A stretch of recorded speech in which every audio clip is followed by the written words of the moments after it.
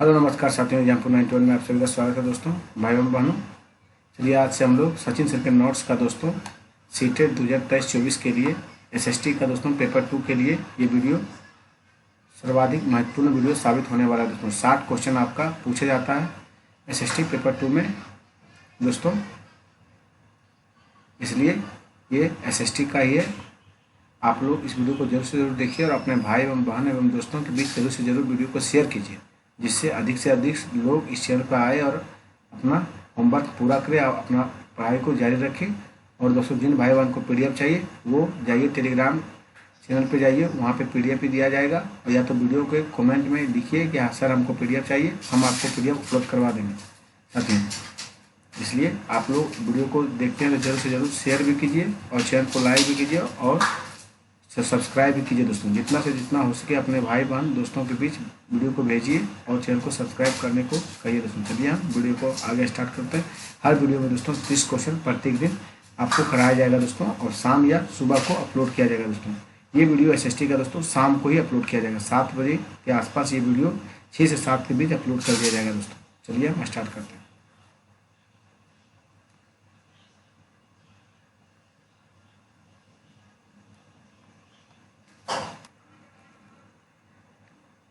ये साथियों question number 30 देखते हैं। जो भाई बहन पहला वीडियो नहीं देखेंगे जाइए चैनल पे पहला वीडियो देखिए आप लोग। चलिए स्टार्ट करते हैं 30 नंबर क्वेश्चन से। मुख्यमंत्री और अन्य मंत्रियों को कौन नियुक्त करता है साथियों? तो राज्यपाल नियुक्त करता है। कौन करता है? राज्यपाल साथियों। प्योर एनसीईआरटी बेस्ड कॉन्सेप्ट है दोस्तों, सचिन सर का नोट्स का है। फिर से पढ़ा जाए। मुख्यमंत्री और अन्य मंत्रियों को कौन नियुक्त करता है दोस्तों? तो राज्यपाल नियुक्त करता है। कौन करता है? राज्यपाल साथियों। चलिए हम लोग नेक्स्ट क्वेश्चन की ओर चलते हैं। क्वेश्चन नंबर 31 देखते हैं दोस्तों। ए और ए तथा आर पर विचार करें, उपयुक्त विकल्प चुनें। कथन क्या है? कर्ज किसानों की विपदा का मुख्य कारण बन गया है, जिसके बोझ से दबकर कई किसानों ने आत्महत्या कर लिया। सही बात है। छोटे किसानों के बीज, खाद और कीटनाशक जैसे सामानों को खरीदने के लिए साहूकारों से कर्ज लेते हैं, जिससे कई बार किसान चुका नहीं पाते हैं। दोनों बात सही है दोस्तों, और आर ए की व्याख्या सही कर रहा है दोस्तों। चलिए हम लोग नेक्स्ट क्वेश्चन की ओर चलते हैं। क्वेश्चन नंबर 32 देखते हैं। भारत में किस तरह के श्रम को कानून द्वारा प्रतिबंधित किया गया है दोस्तों? ये अनियमित कानून को प्रतिबंधित किया गया दोस्तों।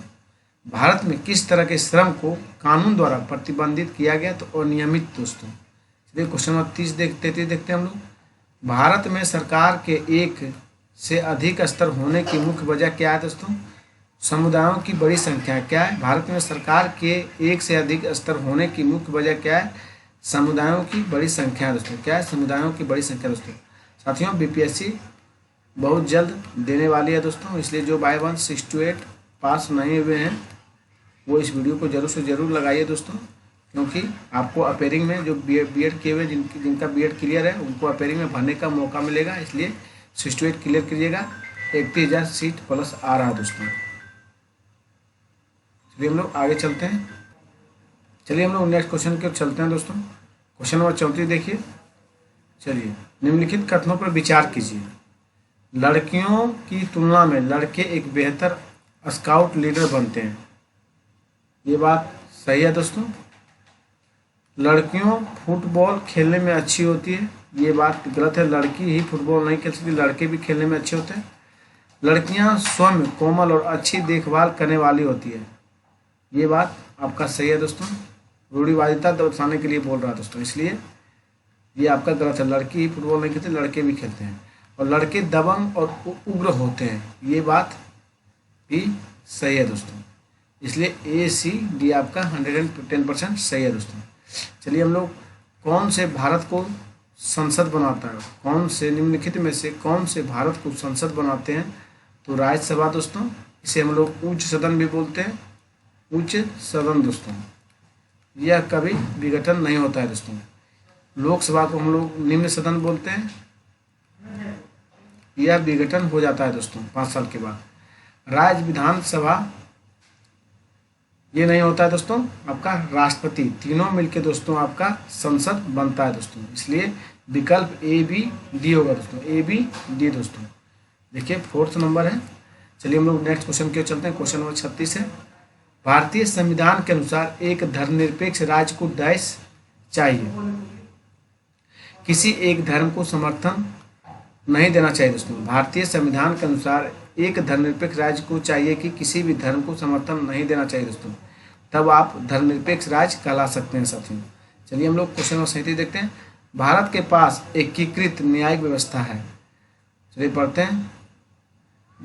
एक नंबर देखिए, व्यक्ति उच्च न्यायालय जा सकता है अगर वह निचली अदालत के फैसले से संतुष्ट नहीं है तो। सही बात है दोस्तों। ऊपरी अदालतों द्वारा लिए गए निर्णय निचली अदालतों पर बाध्यकारी नहीं होते हैं। नहीं है, दोनों सही है दोस्तों। व्याख्या भी केवल ए सही है दोस्तों, बाध्यकारी होता है दोस्तों, यहाँ नहीं दिया, यही गलत है दोस्तों, इसलिए केवल आपका ए सही है। चलिए हम लोग चलते हैं। किसी समुदाय के पेटोआइजेशन की प्रक्रिया का नतीजा होता है तो उसका बाकी समाज से अलगाव दोस्तों। क्या बोला गया? किसी समुदाय के पेटोआइजेशन की प्रक्रिया का नतीजा होता है उसका बाकी समाज से अलगाव दोस्तों। चलिए नेक्स्ट क्वेश्चन के चलते हैं। फुटपाथ और ठेलों पर सामान बेचने को जीविकोपार्जन के अधिकार के रूप में देखने की एक तरफ निम्नलिखित में से क्या एक कदम है दोस्तों? फुटपाथ और ठेलों पर सामान बेचने के लिए शहरों के कुछ इलाकों का तय किया जाना है दोस्तों। चलिए एक नंबर से फिर से पढ़ लिया जाए। फुटपाथ और ठेलों पर सामान बेचने को जीविकोपार्जन के अधिकार के रूप में देखने की एक तरफ निम्नलिखित में से एक कदम है। सही बात है दोस्तों। ठेलों को सड़कों पर प्रतिबंध नहीं, ये गलत है। छोटी दुकानों को ठेलों की जगह स्थान, ये भी गलत है दोस्तों। ठेलों और फुटपाथ सामान बेचने वाले स्थानीय सरकार द्वारा लगान, ये भी गलत है दोस्तों। चलिए 40 नंबर हम लोग चलते हैं। ए और आर विचार कीजिए, उपयुक्त विकल्प का चयन कीजिए। सामाजिक विज्ञान की पाठ्य पुस्तकों में अनेक काल्पनिक एवं वास्तविक दोनों वृत्तांत होना चाहिए। वृत्तांत अधिगमकर्ताओं को विचार व संस्थानों को समझने में सक्षम बनाते तथा अंतर निरीक्षण को प्रोत्साहित करते हैं। ए और आर दोनों से आर एक सही व्याख्या है दोस्तों। ए और आर दोनों से आर एक सही व्याख्या है। चलिए हम लोग 41 देखते हैं।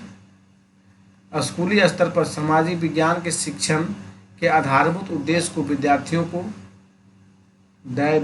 जानकार और तार्किक बनाना, पेशेवर बनाना और राजनीतिक रूप से सक्रिय बनाना, ये गलत है दोस्तों। बच्चे राजनीतिक रूप से सक्रिय नहीं हो सकते हैं। सामाजिक रूप से सक्रिय बनाना दोस्तों।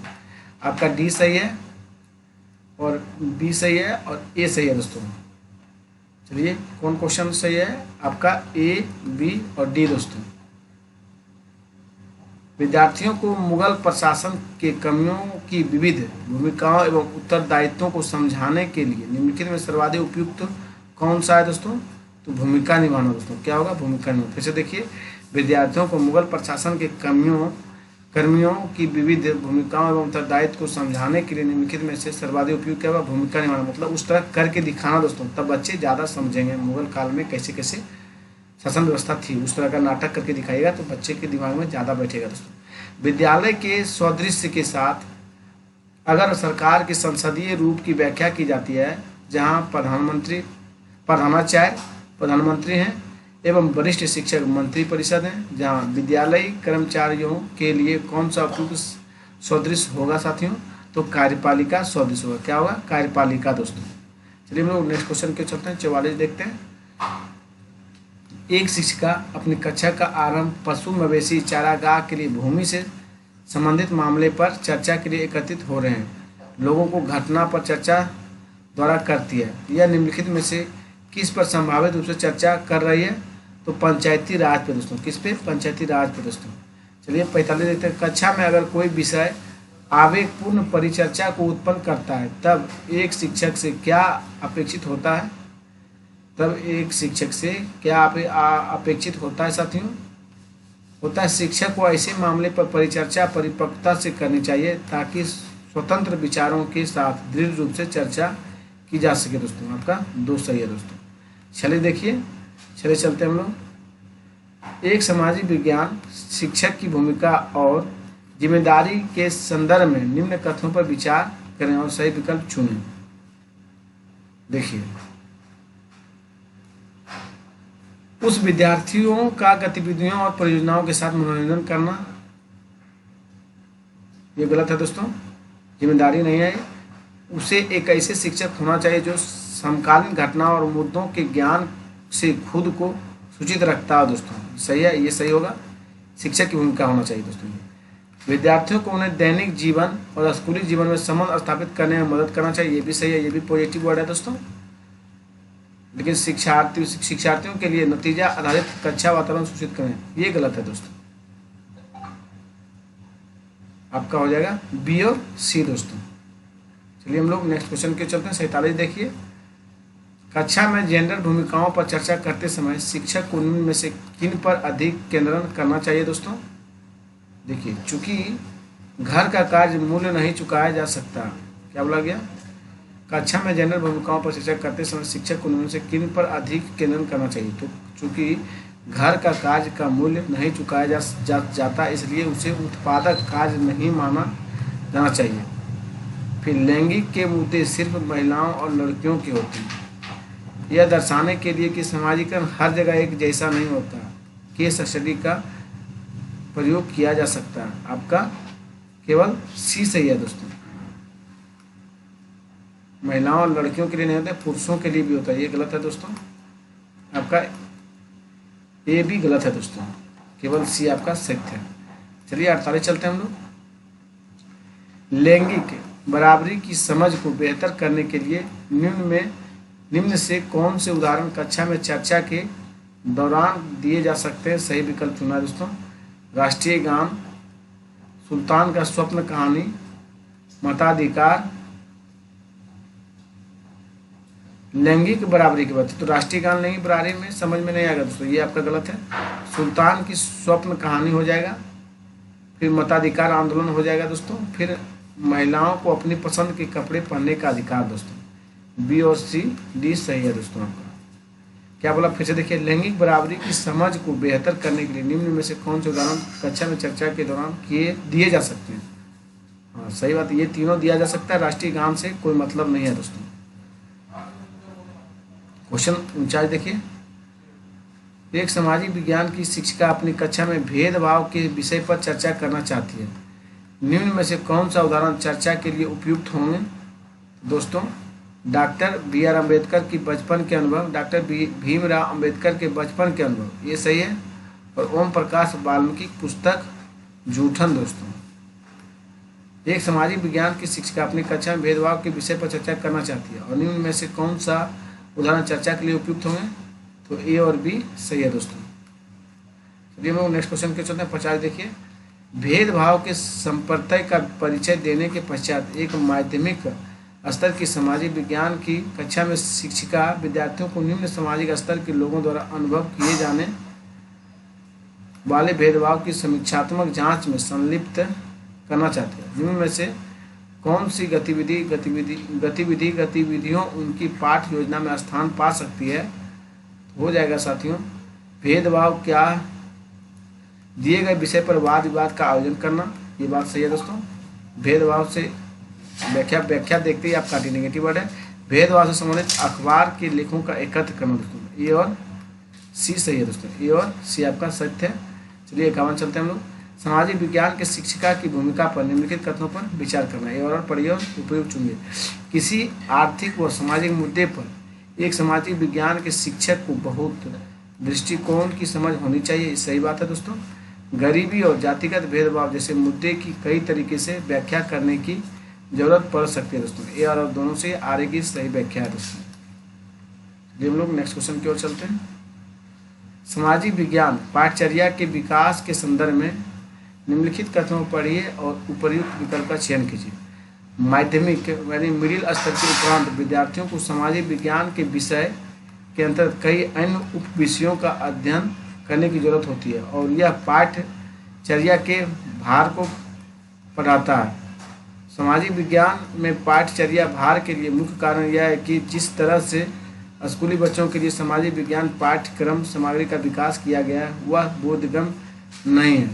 ए और आर दोनों सही है। आर एक सही है, स्पष्टीकरण सॉरी दोस्तों ए सही है और लेकिन आर आपका गलत है। हम लोग नेक्स्ट क्वेश्चन की ओर चलते हैं। निम्नलिखित में से किसको सामाजिक विज्ञान की कक्षा में द्वितीयक स्रोत की तरह माना जा सकता है। आपका हो जाएगा अकबरनामा पर लेखों को संपादित संकलन दोस्तों। क्या होगा, अकबरनामा पर लेखों को संपादित संकलन दोस्तों। चलिए आगे चलते हैं। निम्नलिखित सुमेलित कीजिए और उपयुक्त विकल्प का चयन कीजिए। देखिए विश्लेषणात्मक रूब्रिक क्या होगा दोस्तों, आपका हो जाएगा 1 नंबर प्रदर्शन वर्णक और अधिगम निष्कर्ष के लिए हुए हैं। एक का एक होगा जांच सूची दोस्तों, आपका जांच सूची में हो जाएगा दोहरे मानक किंतु विस्तृत प्रदर्शन वर्णक, और समग्र परक रूब्रिक में हो जाएगा एकांकी मानक किंतु विस्तृत प्रदर्शन वर्णक दोस्तों। कैसे देखिए, विश्लेषणात्मक रूब्रिक का अर्थ होता है प्रदर्शन वर्णक और अधिगम निष्कर्ष लिए हुए, और जांच सूची में होता है दोहरे मानक किंतु विस्तृत प्रदर्शन वर्णक, और समग्र परक रूब्रिक में एकांकी मानक किंतु विस्तृत प्रदर्शन वर्णक के लिए।